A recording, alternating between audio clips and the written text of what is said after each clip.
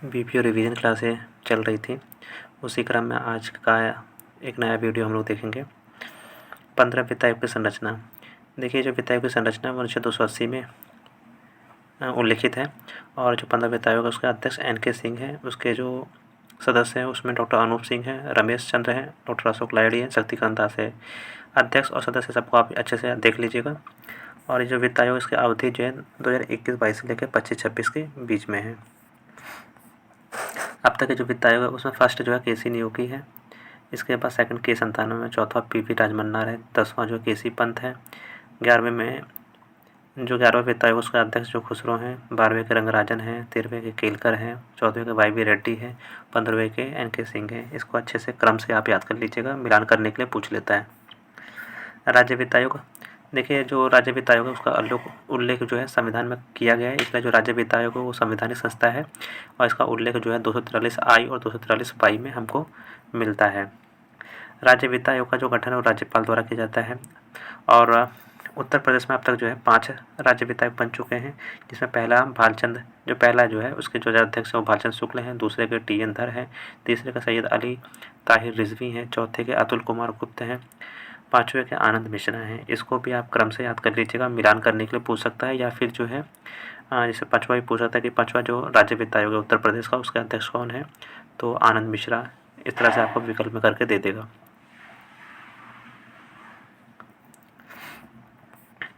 अब देखिए, जो अनुदान मिलते हैं पंचायतों को केंद्र सरकार से और राज्य सरकार से, उसमें क्या प्रावधान है, उसमें क्या व्यवस्था है, उसके बारे में हम लोग देख लेते हैं। देखिए, अभी तक क्या हो रहा था कि जो अनुदान मिलता था वो जस का तस मिल जाता था, लेकिन जो 14वां वित्त आयोग है उसने सिफारिश की कि 10% अनुदान को इस आधार पर देना चाहिए कि पंचायतों ने पिछले वर्षों में क्या काम किया है, उनका जो है परफॉर्मेंस कैसा रहा है। इस शर्त के आधार पर जो है हमको कुछ पैसा देना चाहिए। तो ऐसा जो पैसा होता है वो 10% की बात कही थी प्रदर्शन के आधार पे, और जो मूल अनुदान है वो 90% वैसा दिया जाए जैसा पहले दिया जा रहा था। ठीक है, तो आपको समझ में आ गया होगा प्रदर्शन अनुदान क्या होता है। परफॉर्मेंस के आधार पे जो है मिलने वाला पैसे को हम जो है प्रदर्शन अनुदान कहते हैं, परफॉर्मेंस ग्रांट स्कीम कहते हैं। ये 14वें वित्त आयोग ने सिफारिश की थी इसकी, और यह प्रदर्शन अनुदान वर्ष 2016-17 से, कब से, 16-17 से जो है लागू है। ध्यान रखिएगा, 16-17 से। ये राशि जो होती है उसमें जिसमें 90% मूल अनुदान होता है और 10% प्रदर्शन अनुदान होता है। ठीक है। PGS के लिए अनुदान, परफॉर्मेंस ग्रांट स्कीम के लिए अनुदान कैसे करते हैं, मतलब PGS जो आपको मिलेगा उसके लिए आपको करना क्या होगा, मतलब पंचायतों को क्या करना होगा, इसका उल्लेख देखिए क्या गया है। जिस वर्ष आपको अनुदान प्राप्त करना है उस वर्ष से अनधिक पुराने लेखा परीक्षित खातों को प्रस्तुत करने की अनिवार्यता है। देखिए, इसमें थोड़ा सा मिस्टेक है। ये जो ये है ना, उस वर्ष से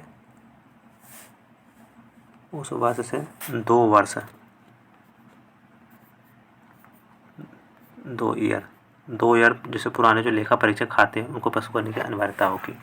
जैसे उसको मैं सरल भाषा बता देता हूँ। इसमें ये कहा गया है कि जो पिछले जो 2 वर्ष हैं उनका जो लेखा परीक्षक है, उनका जो ऑडिट हुआ है, उस खाते को आपको जो है प्रस्तुत करना होगा। देखिए, जो पंचायतों का बजट होता है उसका भी लेखा परीक्षा होता है, ठीक है ना, हर साल होता है। तो पिछले 2 सालों का जो लेखा परीक्षक है उसको आपको जो है प्रदर्शित करना होगा। 2 साल से पुराने खातों का नहीं, सिर्फ पिछले जो 2 साल है उन दोनों सालों का जो लेखा परीक्षक है उनका जो ऑडिट हुआ है उसको आपको प्रस्तुत करना होगा। उसके आधार पर जो है आपको जो है PSG दिया जाएगा। ठीक है, एक शर्त है। दूसरी शर्त ये है कि पिछले साल की तुलना में स्वयं के स्रोतों से राजस्व में वृद्धि दिखाना होगा। देखिए, केंद्र सरकार और राज्य सरकार जो है दोनों ही प्रयास करती हैं कि जो पंचायतें हैं वो अपना पैसा, अपना जो बजट है उसको खुद जनरेट करें, खुद जो है पैसा कमाएं, खुद जो अपने कर लगाएं और जो है अपने आमदनी को बढ़ाएं। अपना कहने का मतलब ये कि अपनी आमदनी को खुद बढ़ाएं। तो आपको ये बताना होगा, पंचायतों को बताना होगा कि उन्होंने पिछले साल के जो स्वयं के जो स्रोत हैं, खुद से जो जनरेटेड जो पैसा है उसमें कितनी वृद्धि की है, इस चीज़ को आपको दिखाना होगा। तीसरा ये है कि पिछले वर्ष अनुदान चाहिए, जिस वर्ष आपको अनुदान चाहिए उस वर्ष ग्राम पंचायत विकास योजना को प्लान प्लस पोर्टल पर अपलोड करने की अनिवार्यता। देखिए, हम लोग समझ लेते हैं कि ग्राम पंचायत विकास योजना क्या है। ग्राम पंचायत विकास योजना कुछ भी नहीं है, ये सिर्फ इतना है कि आप कोई पंचायत अगले 1 वर्ष में क्या काम करेगी, उसकी एक योजना आपको तैयार करनी होगी और उसी योजना को हम लोग ग्राम पंचायत विकास योजना कहते हैं। ठीक है। और जो योजना होती है उसको जो है पंचायत मंत्रालय की जो वेबसाइट होती है उस पर एक पोर्टल होता है, प्लान प्लस पोर्टल। उस प्लान प्लस पोर्टल पे आपको जो है अपनी अगले 1 वर्ष की जो आगामी जो योजना है, आगामी 1 वर्ष की जो योजना है उसको जो है अपलोड करना होता है। ठीक है। ये तीसरी शर्त है। चौथी शर्त में एक आ गया, पिछले वर्ष के व्यय का प्रदर्शन पंचायत राज मंत्रालय के डैशबोर्ड में करना अनिवार्य होगा। मतलब पंचायत राज मंत्रालय को बताना होगा कि जो पिछले वर्ष की जो योजना थी उस पर आपने कितना पैसा खर्च किया है। ये 4 शर्तों को आप पूरा करेंगे तब जाके आपको जो परफॉर्मेंस ग्रांट स्कीम है उसके तहत पैसा मिलेगा। और ये जो परफॉर्मेंस ग्रांट परमिशन जो होता है, परफॉर्मेंस ग्रांट जो स्कीम होती है इसके तहत जो है कितना अनुदान मिलता है, 10% का अनुदान मिलता है। ठीक है, इसको आप याद रखिएगा। इसके बाद हम लोग चलते हैं ग्राम पंचायत विकास योजना, GPDP। ये रिवीजन क्लास है, ध्यान दीजिएगा, इसलिए हम लोग थोड़ा तेज़ी से आगे बढ़ेंगे। पंचायत की ये 1 वर्ष की योजना होती है। इसका टैगलाइन है हमारी योजना हमारा विकास। 1516 में स्टार्ट हुई थी।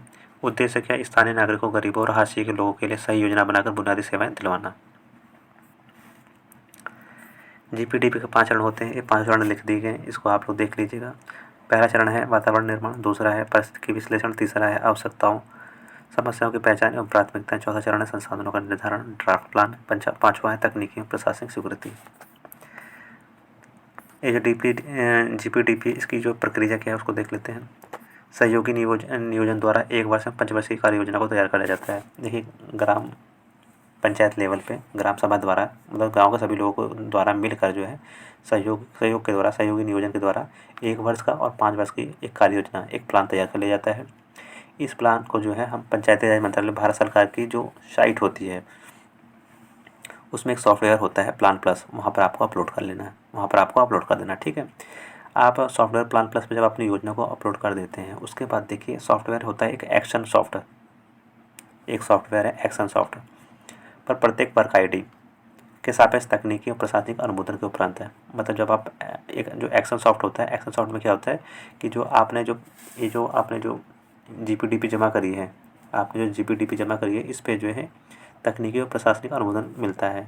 और अनुमोदन मिलने के उपरांत क्या होता है कि भौतिक और वित्तीय प्रगति को अंकित किया जाता है। भौतिक प्रगति जैसे मान लीजिए, जैसे इस समय जो पंचायतों में जल जीवन मिशन के तहत जो है पानी की टंकी बनाई जा रही है, तो पानी की टंकी में जो प्रगति होगी उसको हम लोग भौतिक प्रगति कहेंगे, और जो पैसा खर्च हो रहा है उसको हम वित्तीय प्रगति कहेंगे। ठीक है। अरे जो एक चीज़ और देख लीजिएगा, एक वर्क ID क्या होती है इसको थोड़ा समझ लीजिए। देखिए, जो सारी पंचायतें होती हैं वो अपनी एक ID बनाते हैं, उसी को हम लोग जो है वर्क ID कहते हैं। और ID बनाता कौन है, पंचायत सहायक बनाएगा या फिर जो है VPO बनाएगा, ग्राम पंचायत अधिकारी बनाएगा। ठीक है ना। उसी ID के तहत मतलब एक अकाउंट बन जाता है, और उसी अकाउंट में जैसे हर जो पंचायत होती है उसका एक ID होती है, एक अकाउंट होता है। जैसे हम लोग का सोशल मीडिया अकाउंट होते हैं, जैसे फेसबुक अकाउंट होता है, उसी प्रकार से एक अकाउंट बन जाता है, एक ID बन जाती है पंचायत की। आप लोग समझ रहे होंगे इस चीज़ को। अब आते हैं 15 वित्त आयोग। देखिए 15 वित्त आयोग को एक बार फिर से देखते हैं कुछ डाटा को। 15 वित्त आयोग ने जो है रिकमेंडेशन दिया था कि जो केंद्र सरकार है वो अपने कुल निधि में से 41% जो राज्यों को देगी। जो 14वां वित्त आयोग था उसने कहा था कि जो केंद्र सरकार है वो राज्यों को 42% की 42% जो निधि है उसका हस्तांतरण करेगी। ठीक है ना।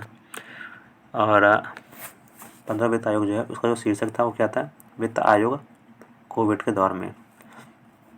अब देखिए, ये जो वित्त आयोग होता है, जो पैसा जो है, कुछ पैसा देखिए राज्य को देती है और कुछ पैसा जो है ये ग्राम पंचायतों के लिए भी जो है अनुदानित करती है। जो पंचायतों को अनुदानित करती है, उस पंचायतों में अनुदानित करने में भी देखिए 2 पंचायतें होती है, एक तो ग्राम पंचायत होती है, एक नगर निकाय होते हैं। तो जो पैसा आता है उसमें कितना प्रतिशत जो है ग्राम पंचायतों को मिलेगा और कितना प्रतिशत जो है नगर निकाय को मिलेगा, इसका भी रिकमेंडेशन जो है वित्त आयोग करता है। कौन करता है, वित्त आयोग करता है। तो जो 13वां वित्त आयोग था उसने ये कहा था कि 74% जो पैसा है, 74% जो पैसा है वो ग्राम पंचायतों को मिलना चाहिए और 26% पैसा जो नगर निकाय को मिलना चाहिए। 14वां वित्त आयोग ये कहता है कि 70% जो ग्राम पंचायतों को मिलना चाहिए और 30% जो है नगर निकायों को मिलना चाहिए। उसके बाद जो 15वां वित्त आयोग है, 15वां वित्त आयोग ये कहता है कि जो 67.5% पैसा जो है वो ग्राम पंचायतों को मिलना चाहिए और 32.5% जो पैसा है वो नगर पंचायतों को मिलना चाहिए। इसके बाद देखिए, ये जो ग्राम पंचायतों को 67.5% पैसा मिला है, इस पैसे में से भी जो है ग्राम पंचायतों को 70% मिलना चाहिए, क्षेत्र पंचायतों को 15% मिलना चाहिए, जिला पंचायतों को 15% मिलना चाहिए। ये रिकमेंडेशन जो है 15वें वित्त आयोग ने किया था। आपसे ये क्वेश्चन पूछ सकता है, इस पर थोड़ा फोकस करिएगा। इसके बाद हम लोग चलते हैं 14वें वित्त आयोग ने अनुदानों को 2 भागों में विभाजित किया था, बेसिक ग्रांट और परफॉर्मेंस ग्रांट। हम लोगों ने देख लिया ऊपर, बेसिक ग्रांट की जो हिस्सेदारी होती है वो 90% की होती है और परफॉर्मेंस ग्रांट की जो हिस्सेदारी होती है वो 10% होती है। किसके लिए? ग्राम पंचायतों के लिए। नगर पंचायतों के लिए जो हिस्सेदारी होती है वो अलग अलग होती है। बेसिक जो ग्रांट होता है 80% की हिस्सेदारी रखता है और परफॉर्मेंस ग्रांट जो होता है 20% की हिस्सेदारी रखता है। किसके लिए? नगर पंचायतों के लिए। ग्राम पंचायतों के लिए 90-10, नगर पंचायतों के लिए 80-20। अनुमोदन की बात करते हैं। देखिए, अगर पंचायत कोई काम कर रही है और उसकी जो लागत है अगर 50,000 तक है तो उसका अनुमोदन जो है ग्राम पंचायत खुद कर लेती है। 50,000 एक से लेकर अगर 2.5 लाख तक है तो सहायक विकास अधिकारी द्वारा उसका अनुमोदन होना जरूरी होगा। सहायक विकास अधिकारी यानी VPO या BDO। 2.5 लाख एक से लेकर अगर 5 लाख तक है तो DPRO करता है। 5 लाख एक से जो है ऊपर है तो जिलाधिकारी करेगा। पंचायत पुरस्कार, देखिए जो पंचायत मंत्रालय होता है वो 5 तरह के पुरस्कार देता है, जिसमें पहला पुरस्कार है दीनदयाल उपाध्याय पंचायत सशक्तिकरण पुरस्कार।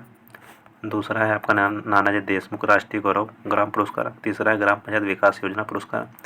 चौथा है बाल हितैषी ग्राम पंचायत पुरस्कार और 5वां है ई-पंचायत पुरस्कार। देख लेते हैं बारी बारी से। पहला पुरस्कार है पंचायतों को दीनदयाल उपाध्याय पंचायत सशक्तिकरण पुरस्कार। पंचायतों को अधिनियम और नियम के अनुसार कार्य करने को बढ़ावा देने और सबसे उत्तम कार्य करने वाली पंचायतों को दिया जाता है। जिला पंचायत अगर जो होती है उसमें जो है 3 पंचायतों को दिया जाता है। पहले पंचायतों को 1.5 करोड़, दूसरे को 1.25 करोड़ और तीसरे को 1 करोड़। नानाजी देशमुख राष्ट्रीय गौरव ग्राम पुरस्कार में गाँवों की सोशल और इकोनॉमिक स्ट्रक्चर में सुधार के लिए दिया जाता है ये पुरस्कार। तीसरा पुरस्कार है ग्राम पंचायत विकास योजना पुरस्कार।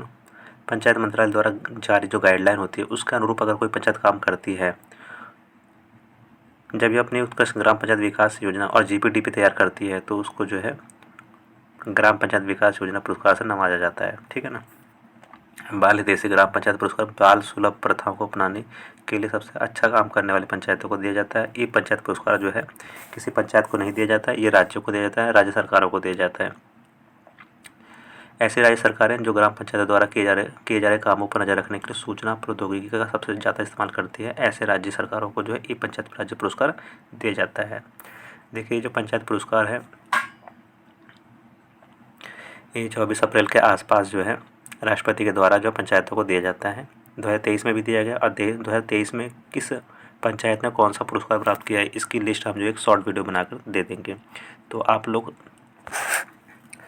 इस लिस्ट को प्राप्त करने के लिए जो है चैनल से जुड़ सकते हैं और ऐसे रिवीजन क्लास को आगे बढ़ाते रहेंगे और अन्य टॉपिकों को हम लोग लाते रहेंगे आप लोग के लिए। इसलिए आप लोग जो है चैनल से जुड़ के जो हम लोग जो है ये मैटर दे रहे हैं, ये जो रिवीजन वाला क्लास दे रहे हैं आपको, आप इसको जो है देख सकते हैं। और ये जो रिवीजन क्लास हुई है इसकी PDF भी जो है आपको टेलीग्राम चैनल पर मिल जाएगी। इसका लिंक आपको डिस्क्रिप्शन में मिल जाएगा, वहाँ जाके आप जुड़ सकते हैं।